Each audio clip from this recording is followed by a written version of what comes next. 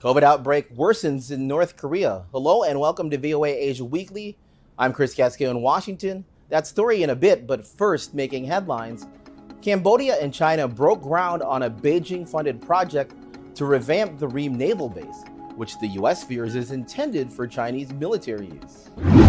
China's most advanced aircraft carrier to date appears near completion. Satellite photos analyzed by the Associated Press showed. An expert said the ship could be launched soon. The U.S. House Committee investigating the January 6, 2021 insurrection at the U.S. Capitol has started to reveal its findings in a series of hearings. The U.S. and South Korean militaries launched 8 ballistic missiles into the sea Monday in a show of force, matching a North Korean missile display a day earlier. The World Health Organization says it appears North Korea's coronavirus outbreak is getting worse.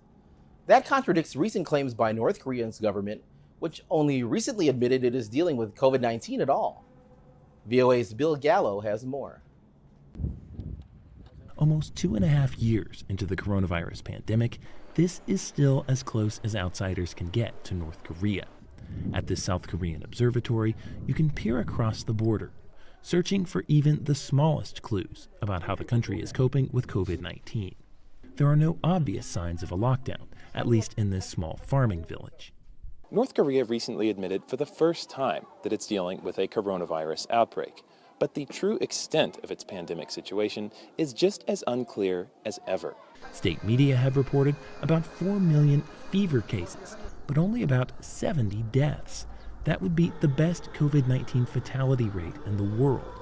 But it's not clear all those fever cases are COVID-19, likely because North Korea doesn't have enough tests. Before, they used to have some supply from PCR tests provided, I think, by the WHO, but I don't think that they have it now, or maybe they have very few. Even with incomplete data, North Korean officials insist the situation is improving. They say daily infection rates have plummeted. But the World Health Organization says it sees no evidence of that claim. We assume that situation is getting worse, not better. But again, it's very, very difficult to provide a proper analysis to the world when we don't have access to the necessary data. North Korea has repeatedly ignored international offers of COVID-19 vaccines and other help, though reports suggest it may have recently received some aid from China. In the meantime, state media urge citizens to drink herbal tea, take pain relievers, and gargle with salt water.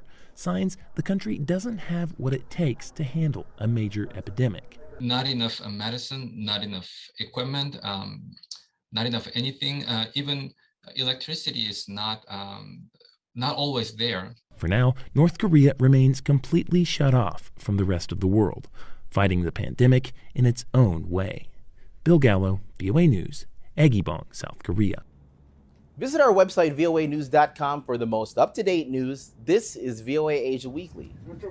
Finally, the movie Top Gun Maverick is a big box office hit, even though it likely won't be seen in China, the world's largest movie market.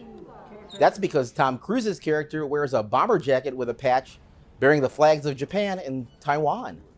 In the 2019 trailer for Top Gun Maverick, the patch was apparently altered to replace the Japanese and Taiwanese flags. Some thought the move was made to appease China's censors and help ensure the film's release there. According to movie industry executive Chris Fenton, the film's Chinese backer Tencent and the Chinese government pushed for both the Japan and Taiwan flag to be edited out not just for China, but for moviegoers throughout the rest of the world. Tencent pulled its financing from the movie after Cruise and the studio, Paramount, both objected.